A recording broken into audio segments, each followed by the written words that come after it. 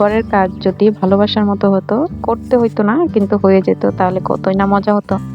আসসালামু আলাইকুম, সবাই কেমন আছেন? আশা করছি আল্লাহর অশেষ রহমতে সবাই অনেক ভালো আছেন। আলহামদুলিল্লাহ আমিও অনেক ভালো আছি। তো আজকের ব্লগটি আমি সকাল থেকে শুরু করেছি, তার আগের থেকেই শুরু করেছি।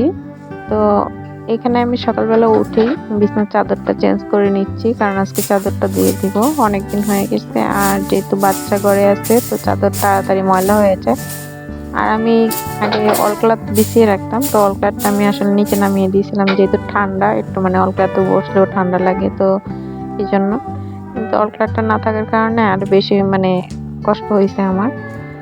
চাদর অনেক বেশি ময়লা হয়ে যায় তাড়াতাড়ি। আর আমার ঘরের চাল হচ্ছে গিয়ে মাচা দেওয়া, তো তো গুণ পড়ে, যেহেতু অনেক পুরানো হয়ে গেছে এই জন্য বেশি ময়লা হয়ে যায়।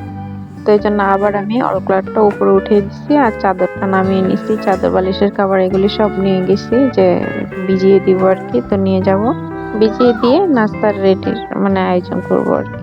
তো আপুরা এখনো যারা আমার ভিডিওটি দেখতেছেন একটি লাইক করতে ভুলে গিয়েছেন, তো প্লিজ একটি লাইক করে দিবেন। আর ভিডিওটি যদি কোনো অংশ আপনাদের কাছে ভালো লেগে থাকে তো অবশ্যই চ্যানেলটি সাবস্ক্রাইব করে আমার পাশে থাকবেন।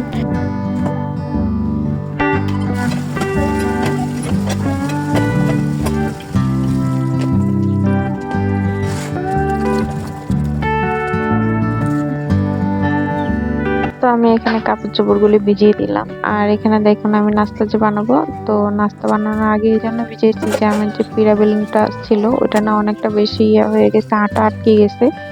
কালকে ভিজাতে আমার একদম মনে ছিল না, তো আজকে আমি এই যে দেখুন ভিজিয়ে দিয়েছি আগে, যে এটা ভিজিয়ে দেই।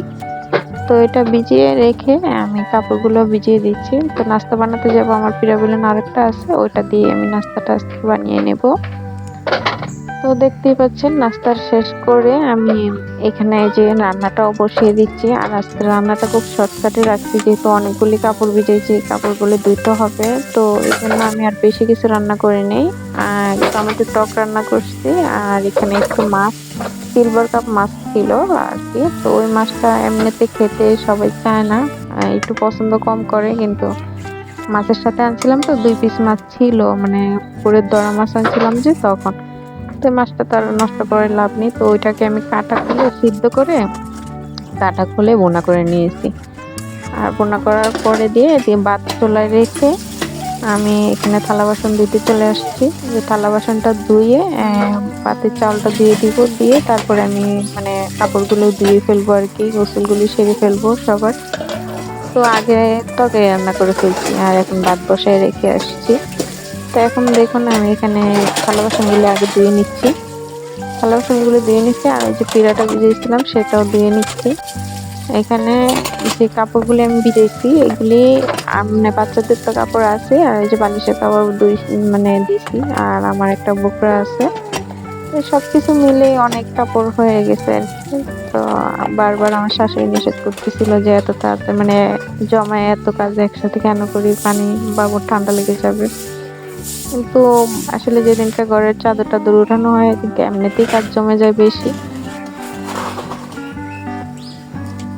তারপরেও আমি ধুয়ে নিচ্ছি। আর বাচ্চার ঘর তো বলতেই হয় না, বাচ্চাদের কাপড় চোপড় শীতের মধ্যে কাপড় অনেক বেশি জমা হয়ে যায়, নোংরা হয়ে যায়, তো এগুলো তো ধুইতেই হবে, এগুলো তার কিছু বলার নাই আর কি।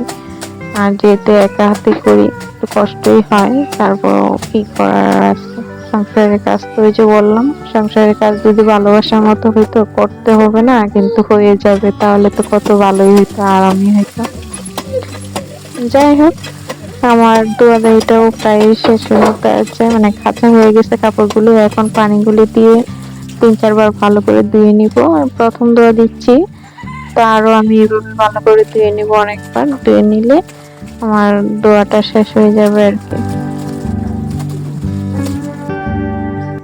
তো আমার কাপড়গুলি এখন ধোয়া শেষ, এগুলি এইখানে থাকবে এভাবে। চাদরটা একটু মেলে দিয়েছি ওই পাশে, দেখতে পাচ্ছেন, কারণ যেহেতু এখন অবেলা হয়ে গেছে আর এগুলি এখন মানে বালাই দিলে কোনো লাভ হবে না, মানে শুকাবে না। তো আজকে কালকে আবার মেলতে হবে, ওই জন্য আজকে এইভাবেই থাকবে, পানি জড়ে যাবে, কাল সকাল সকাল বের করে ধুয়ে দিব মানে মেলে দিব। আর এই যে দেখেন বিকালবেলা আমাদের এদিকে হাল দিচ্ছে, একদম সূর্য যায় যায় অবস্থাতে, ঠান্ডা ঠান্ডাও প্রচুর পড়ে গেছে, বাড়ির সামনে থেকে ক্ষেতগুলি হাল দিচ্ছে। তো আজকের ভিডিওটি এই পর্যন্তই। ভালো থাকবেন, সুস্থ থাকবেন, আল্লাহ হাফেজ।